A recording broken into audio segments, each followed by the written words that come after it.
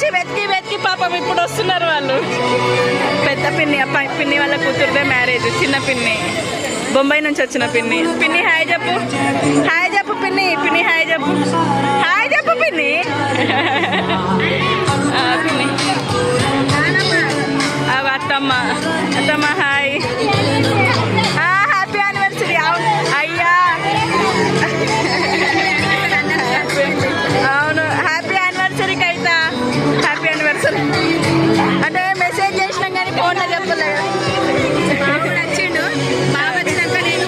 అబ్బో అబ్బో happy anniversary, happy anniversary. చెల్లది వాళ్ళ యానివర్సరీ అసలు కలిసిపోయింది.